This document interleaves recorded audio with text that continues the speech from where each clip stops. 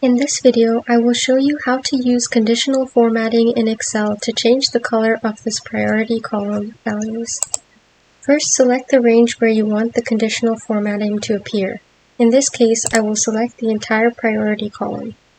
Then select Conditional Formatting from the Home tab. Click Highlight Cell Rules to choose a condition.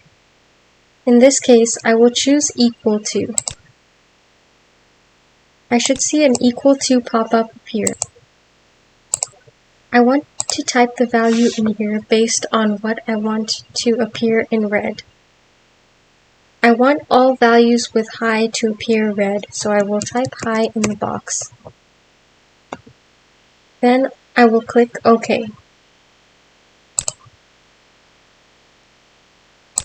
Now I will repeat this for the medium and low values. I will go to Conditional Formatting, Highlight Cell Rules, and choose Equal to. Then I will type medium. Now I will change the width to the yellow fill with dark yellow text and click OK. Then I will do the same for the low. I will select Conditional Formatting, Highlight Cell Rules, choose Equal to, and then type low. Now I will choose green fill with dark green text.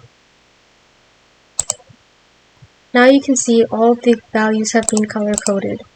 If I change this value to low, I should see the color changing automatically. If I don't want one of the built-in styles, I can click Conditional Formatting in the Home tab, Manage Rules, and then select the one I want to change. I can double-click on that one, click on the Format button, and then choose from these tabs which one I want to change. If I want to change the fill, I can select a new fill in this Fill tab by selecting a color here, and then selecting OK and OK. Now if I click Apply or OK, I can see that the color has changed from green to light blue. And that's it. That's how you use conditional formatting in Excel.